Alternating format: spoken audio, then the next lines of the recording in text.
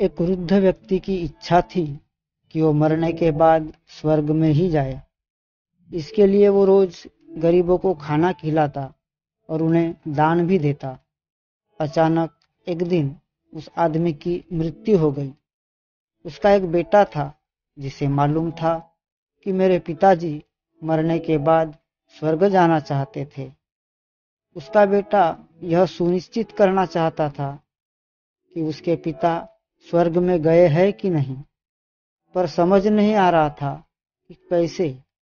गांव के कई विद्वान लोगों ने सलाह दी कि गौतम बुद्ध, जो कि एक प्रबुद्ध व्यक्ति है, यदि वह स्वयं तुम्हारे पिता की सिफारिश करे तो तुम्हारे पिता यकीनन सीधे स्वर्ग में चले जाएंगे। इसलिए वह गौतम बुद्ध की तलाश में निकल पड़ा। खोजने के बाद उसने पाया कि गौतम बुद्ध एक विशाल सरोवर के सामने एक वृक्ष के नीचे बैठे थे। लड़का गया और उनके पैरों में गिर गया और बोला, मेरे पिता एक अच्छे आदमी थे और उनका निधन हो गया। मैं चाहता हूं कि आप सुनिश्चित करें कि वो स्वर्ग में ही गए होंगे। गौतम बुद्ध कुछ बोलते इससे पहले लड़का बोला, उन्हें स्वर्ग ही जाना चाहिए। आपको कुछ करना चाहिए। आपके पास कोई विकल्प नहीं है। गौतम बुद्ध ने कहा, अब मैं क्या करूं?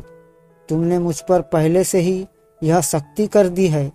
ठीक है, तुम एक काम करो, घर वापस जाओ, 4 बजे नदी में डुबकी लगाओ। उसके बाद एक मिट्टी का घड़ा लो और उसे बताया कि उसे क्या क्या करना है। लड़का जल्दी जल्दी वहां से मटका खरीदने के लिए गया और दुकान का सबसे बड़ा मटका खरीद कर लाया। उसने उस घड़े को आधा पत्थरों से और आधा मक्खन से भर दिया और उसे बांध दिया।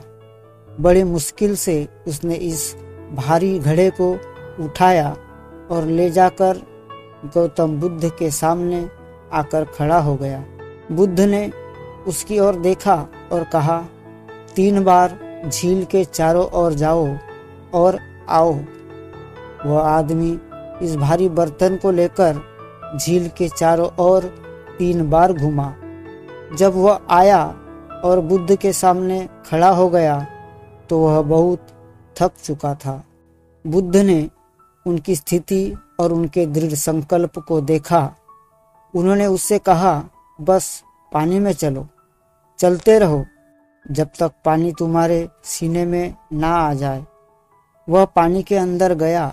तब बुद्ध ने कहा, अब धीरे से बर्तन को अंदर आने दो। बर्तन अंदर गया और डूब गया।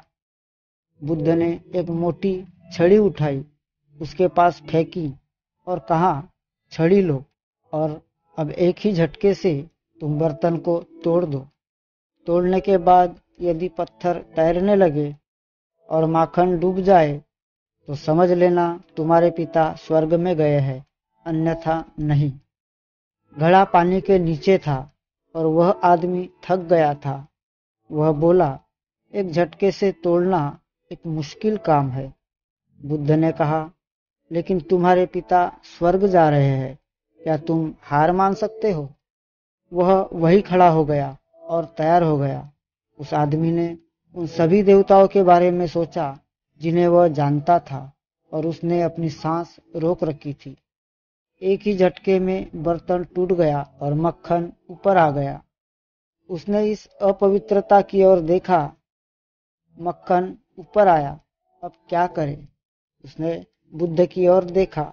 मक्खन ऊपर आया जबकि पत्थर ऊपर आने वाले थे और वह आदमी पूरी तरह से निराश और उदास महसूस कर रहा था। फिर वह मुड़ा और वापस चलने लगा। जैसे ही वह पानी से बाहर निकलने लगा, उसका दिमाग काम करने लगा। वह गौतम के पास आया और पूछा, आपने कहा था कि मक्खन डूबेगा और पत्थर तैरेंगे, यह कैसे संभव है?